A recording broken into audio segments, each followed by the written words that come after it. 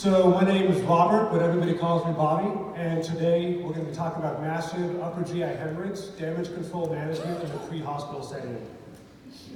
So a little bit of background on me. My first time speaking at this conference. I'm originally from Texas, where I attended the University of Texas at Austin. And then I went to medical school in Houston. But unfortunately, I had to leave Texas because honestly, I just wasn't very good at being Texan. I got a degree in philosophy, and so they practically kicked me out of the state. And then I came to Cincinnati, where I'm currently in my fourth and final year of emergency medicine residency. While here, I've had the opportunity to be a flight physician and the assistant medical director for air care. And on the side, I also enjoy rock climbing. This is a profile shot of El Capitan, which I had the opportunity to climb in 2015. And then this July, I'll be starting a 2-year critical care fellowship in Denver, Colorado. Okay, so the outline for talk today, we're going to go through the resuscitation of hemorrhagic shock and upper GI hemorrhage, specifically talking about access, blood, calcium, and when to give TXA. We're going to get into the transport indications for these patients. We're going to talk about pointers on management of the airway, when and how to place a balloon tamponade device, as well as go through some cases we've had on air care. So the first question, when you see a patient with a massive amount of blood pouring out of the mouth, is where's the bleed coming from? It's not always as obvious as you may think, and it's not always an upper GI source. This patient may simply have epistaxis, and this is not uncommon in the elderly patients who suffer facial trauma on blood thinners, who's now been laying supine on the backboard for a prolonged period and may have swallowed a significant amount of blood. Could this be a bleeding pharyngeal mass in a patient with head and throat cancer? Or could this be a pulmonary source? Now, in general, it would be unusual for a patient who is massively bleeding from the mouth to have a pulmonary source of hemorrhage, because typically that patient would asphyxiate far before they ever develop hemodynamic compromise. It takes approximately 200 cc's of blood below the cords to drown a needle blood. Now, the common players for upper GI hemorrhage still include ulcers and varices, with some minor things like esophagitis and gastritis, and some less common but significant players like du Lafroy lesions and the nightmare-forming aortoenteric fistula. Now, variceal hemorrhage specifically is due to portal hypertension from liver cirrhosis, and that can be caused by alcohol, hepatitis C, non-alcoholic steatohepatitis or fatty liver disease, autoimmune causes, alpha-1 antitrypsin deficiency, and as you can see, you develop this tortuosity of the varices in the distal esophagus, the lesser curvature of the stomach, and the antrum. Now, your medical management basics for all comer upper GI hemorrhage is going to include large bore IV access, easier said than done, we'll get to that in a moment, as well as some form of PPI. And honestly, there's never been a mortality benefit shown from PPIs, but it may actually improve your gastroenterologist's view at endoscopy. And as far as a drip versus a bolus, they're equivalent. So if you're short on access points in the transport setting, don't sweat stopping the drip in favor of a bolus. Now, for variceal hemorrhage specifically, you're going to want to give octreotide as well as Rocephin. And Rocephin is the most critical player here because you have an NNT of 22 for mortality. And that is due to the concurrence of SVT and sepsis in patients with variceal hemorrhage. Octreotide is a somatostatin analog, which decreases the portal system pressure, and so may modestly decrease your transfusion requirements, but once again, no mortality benefit. Okay, let's get to the big one. Resuscitation of hemorrhagic shock. Because honestly, when the patient's blood pressure is 60/20, and they just vomited a liter of blood over the stretcher in front of you, they don't need Rocephin. What the patient needs is large bore IV access. And for a multitude of reasons, peripheral IVs in these patients fail. Many of them are chronically ill, frequently in and out of the hospital being accessed. Obesity and hypovolemia can complicate the matter as well. And an IO is better than nothing, but honestly, the infusion rate you get through an IO will never compare with large bore parenteral access. So a solution we've come up with on air care is the rapid IJ. Now this is a 14-gauge, 2-inch long angiocat placed under ultrasound guidance into the patient's internal jugular vein, using the same skills and techniques used for placing a central line. Now, there is an emerging body of evidence that these have a similar safety profile to that of standard peripheral IVs. However, you must be a provider that is credentialed to place central lines to do this, and you must communicate to the receiving team that this is not an EJ, and that this should be treated like a central line and come out within 24 hours. Can anybody tell me what this is? This is a tiny bag of acid. There's nothing normal about normal saline. It has a supra-physiologic chloride content of 154 milliequivalents. Compare that to your serum chloride of 100 to 107. Large volumes of this will cause a non-gap hyperchloremic metabolic acidosis, which will worsen your coagulopathy as well as dilute out your coagulation factors. And if given at room temperature, also contribute to hypothermia, the three elements of a lethal triad of hemorrhagic shock. So in air care, we always aim for balanced product resuscitation. The next priority in your patient is going to be calcium. And calcium is critically important because muscle cannot contract effectively without it. Any patient who has received product rapidly is at risk for hypercalcemia because every unit of packed meds comes paired with 3 grams of citrate. And citrate binds up your calcium. Now, normally, a healthy, well-perfused liver will metabolize 3 grams of citrate in about 5 minutes. A healthy, well-perfused liver. The patient with liver cirrhosis, bleeding varices, and hemorrhagic shock does not have a healthy liver, and they're not perfusing it very well either, so they are very high risk for critical hypocalcemia. So if we encounter a patient who is hypotensive after receiving a massive blood transfusion, we empirically give them 1 to 2 grams of calcium chloride right off the bat, and have had notable improvements with that, and we'll talk about that a little bit more later. What about TXA? There are multiple, not very high quality studies looking into this, and a Cochrane review found that there was a hint of evidence, but there's nothing definitive yet. Fortunately, we have a study that's looking at this. They're enrolling about 8,000 patients, and this will be coming out this fall, so stay tuned for that. For the moment though, given the evidence that there might be some help and no evidence of harm, on air care, we do empirically give our upper GI leaders TXA. Okay guys, for the rest of this talk, we're going to be talking specifically about variceal hemorrhage only. And specifically, we're going to talk about balloon tamponade. So these devices have been around for several decades, and the theory here is you're going to place something like an OG tube with some balloons, one of which inflates in the stomach, and one of which inflates in the esophagus to put direct pressure on a tamponade, those bleeding varices. There are many devices on the market. I get no money from any of these people. This is a great diagram put together by MRAP and Jess Mason. And you can see that you've got 3 currently that are in circulation. They all have a gastric balloon, the volume of which is going to vary though based on the device. A Linton goes to 600 cc's, a Blakemore to 250, and a Minnesota to 500. And then your Blakemore and your Minnesota tube also have an esophageal balloon, which is inflated to a pressure of 30 to 45 millimeters of mercury. Now, the honest truth is that balloon tamponade does not have a great track record. The literature is full of case reports of these things going poorly, and the most feared complication would be inadvertent inflation of that gastric balloon in the patient's esophagus, rupturing the esophagus, which is a mortal event for your patient. However, in situations where the patient is carefully selected, and this is used as a bridge to definitive therapy, these can be life-saving, and we're seeing an evidence of benefit. And what are we bridging these patients to? Well, first and foremost, they're going to need endoscopy. And these are the same reasons why these patients will be in your care being transported. Now, for the most part, most hospitals have already done this, and maybe even used endoscopy to help them place the balloon. But if not, then they may be getting transferred from a very small center where they don't have endoscopy capabilities. But in general, the patient's going to be coming to a tertiary referral center to get an interventional radiology procedure, either placement of a TIPS, a gastric vein embolization, potentially even liver transplant. Now, there are some contraindications of balloon tamponade.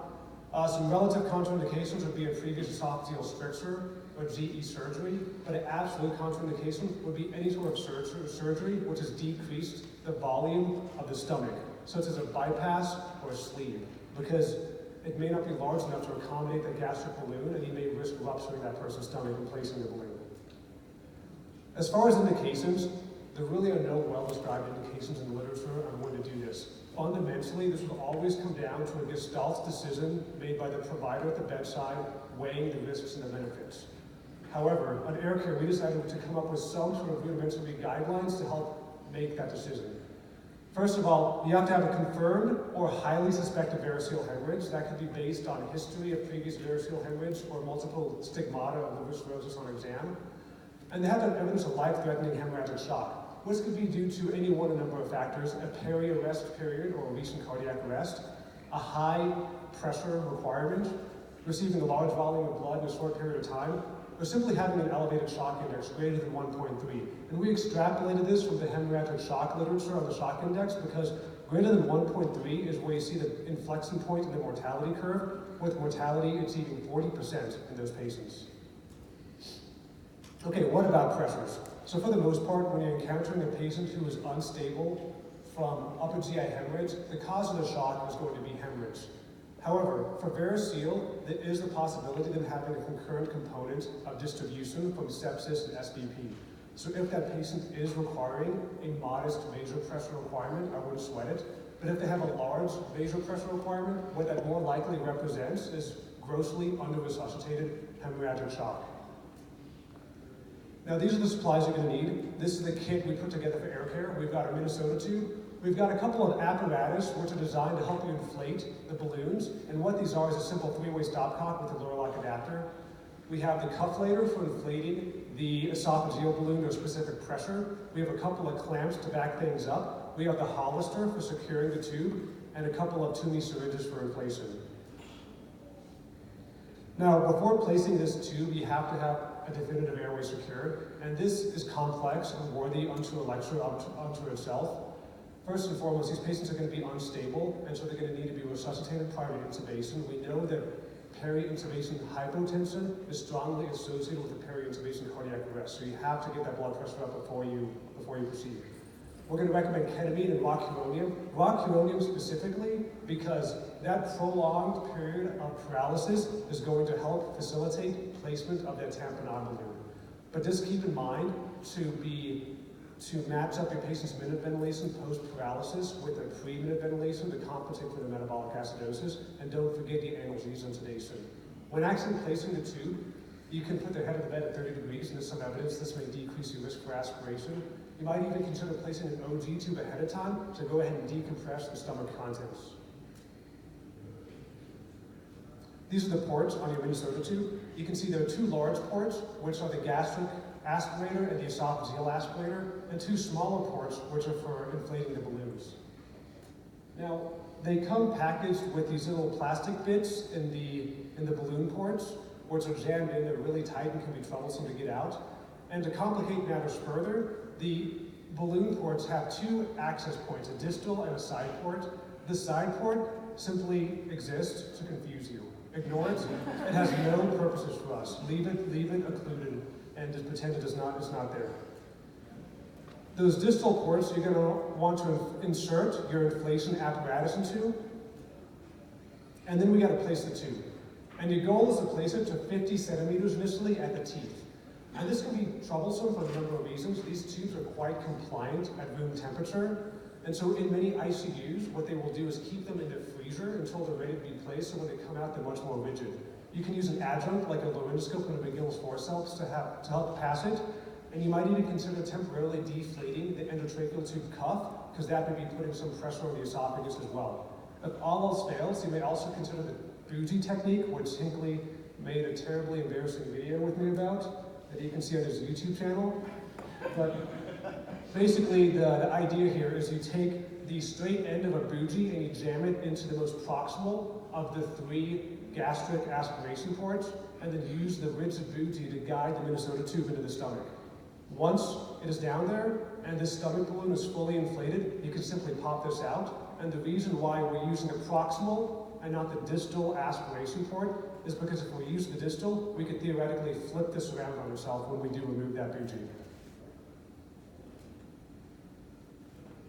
Okay, once the tube's in place, you're going to want to inflate 50 cc's of air into the gastric balloon, and at this point you have a hard stop. You have to get an x-ray to confirm that balloon is below the diaphragm.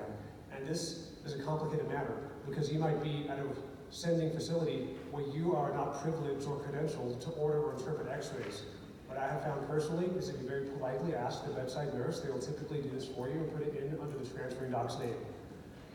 There is some evidence that you can use ultrasound for this, but that's very preliminary, only a couple of case reports on that.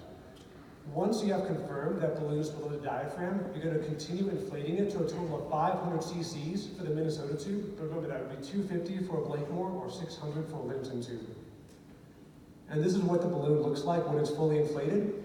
And then you're going to want to clamp the tube just to make sure it does not inadvertently become dislodged or deflate during transport. Now at this point, you have done nothing therapeutic for your patient.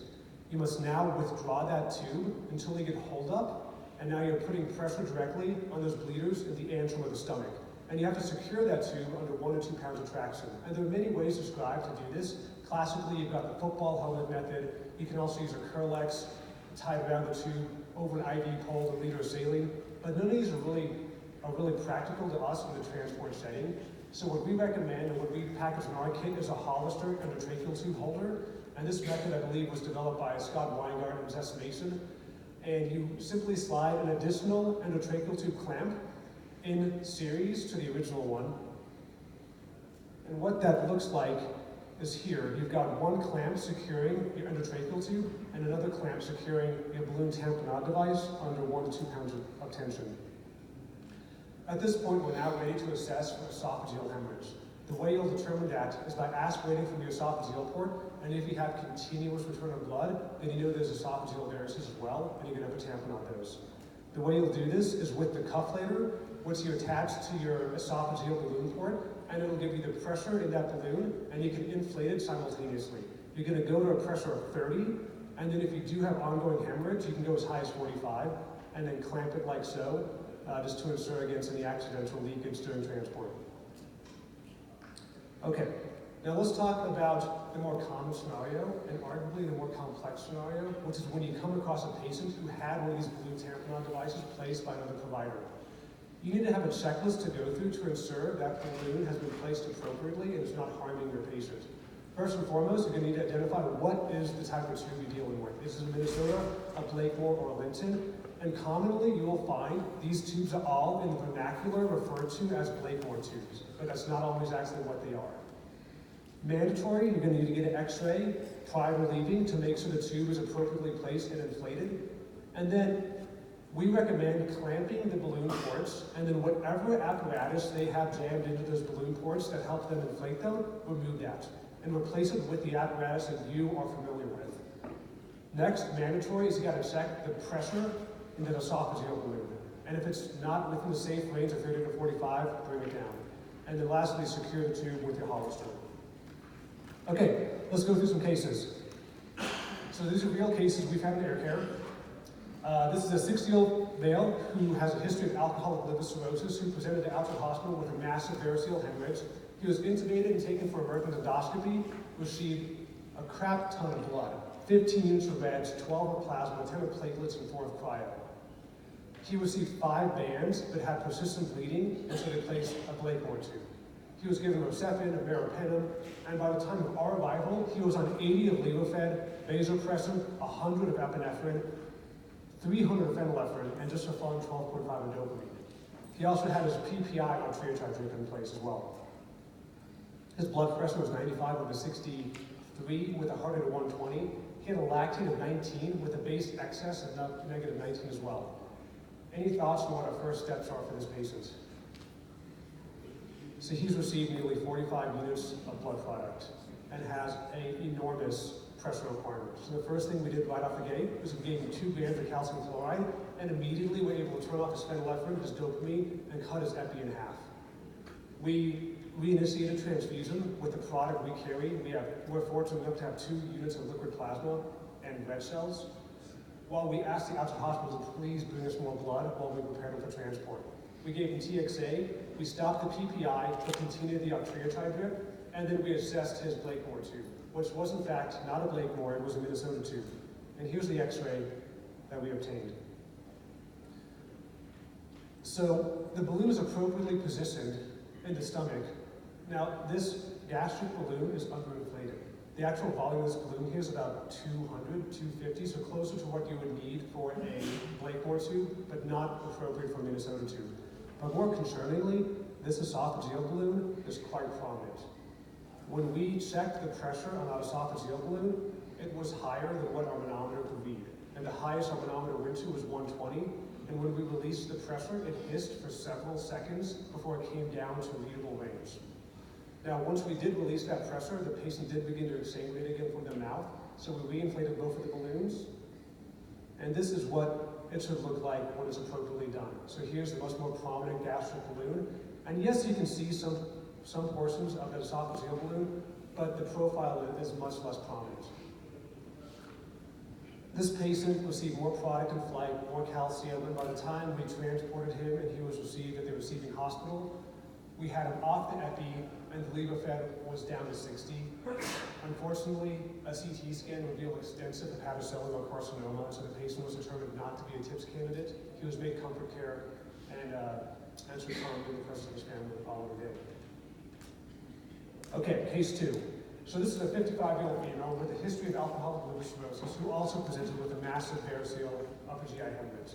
She was intubated, taken for endoscopy, received a modest amount of blood, 5 units of reg, 6 of FFP, and 5 liters of normal saline. At endoscopy, there was too much blood for them to visualize anything and to do any sort of banding, and so they also placed reportedly a Blakemore tube. She was given Rocephin, and by the time we got to her, she was on 30 of Levofed, as well as vasopressin, had her PPI, and on triatribe drip running. Blood pressure 90/60, heart rate 120, lactate of 8, base excess -10. For this patient, first actions. I'm a broken record here, guys. We're going to get calcium. So we gave her 1 gram of calcium, and immediately we were able to cut her Levofed requirement in half. We gave her TXA, we continued the octreotide, but held the PPI, and then went to assess for Blakemore tube, which once again was not a Blakemore tube, it was a Minnesota tube. And what we found was that it was only inserted to about 15 centimeters. And with any traction at all, it nearly fell out of the patient's mouth, and she was continuing to hemorrhage. So the tube was not correctly inflated, and it was not at the correct depth. So we re-inserted that balloon, inflated the gastric balloon, put some traction on that, and were able to get control of her hemorrhage. And this is what that balloon looks like once it was inflated. Now, for this patient, she did not have any evidence of ongoing esophageal hemorrhage, so we did not have to inflate that esophageal balloon. And she did excellent. She underwent a TIPS procedure the same day of transport. A couple of weeks later, she got a liver transplant. She's no longer drinking, and in follow-up, she's doing great. Okay. Balloon tamponade is a medically complex and high-risk procedure which raises concerns about scope of practice. In my opinion, this is not a paramedic level procedure, and for the most part, should not be done by APPs either, with a few exceptions. In fact, I don't think most MDs should be doing this unless they have demonstrated proficiency and rehearsed it at regular intervals to ensure against skill degradation. But for the right patient, this can be absolutely life-saving. And it boggles my mind that we have no problem admitting a patient to the floor with an ongoing transfusion requirement, yet you'd be crucified for not placing a tourniquet on a patient with an exsanguinating extremity wound. And at the same time, blood products are a precious resource, and I think anything we can do to conserve them is a noble cause. So this is the cheat sheet that we developed for our organization to walk you through the steps, as well as tips for what to do with these patients and how to assess a tube which has been placed by a previous provider, and some reference photos to identify what tube you're dealing with. This is a high-fidelity simulation model I came up with, which allows you to rehearse placement of these tubes. You can also do lateral candotomies on these guys. And this is my mom. C nearly died 3 times from variceal hemorrhage due to fatty liver disease. C is now 5 years post her liver transplant, and she's doing great. So please support organ donation. So in summary, if you're dealing with hemorrhagic shock, please, if you have the means to do so, resuscitate with blood product. Have a low threshold for giving calcium and TXA, and when managing the airway, be systematic. If you're going to tamponade a variceal hemorrhage, don't screw it up, and make sure that you have an exit strategy. Realize this is a bridge to some other therapy, whether that's endoscopy, TIPS, embolization, or liver transplant. Any questions? Yes, ma'am. Sorry, just one. So in the transport setting, are you replacing the air with fluid for high gap pressures? No, so that is we do place air, and we only do motor wing transport, and at our levels, that should not be an issue. But if it may be an issue if you're doing fixed wing transport, I cannot speak to that personally. Any other questions? How often are you running into seeing this? Because we used to, but we rarely see Blakemores in Minnesota. So balloon tamponade, I think, really fell out of favor in the era of endoscopy, but it's recently kind of come back into vogue, I think largely through the efforts of some social media platforms, which is a good thing and a bad thing. I do think that now we're starting to understand that for the right patient, it can be good, and that as a bridge to endoscopy, or a bridge for the patient who's failed endoscopy. But yeah, we are personally in our system finding maybe half a dozen of these transports a year. Yeah. Okay, thank you guys.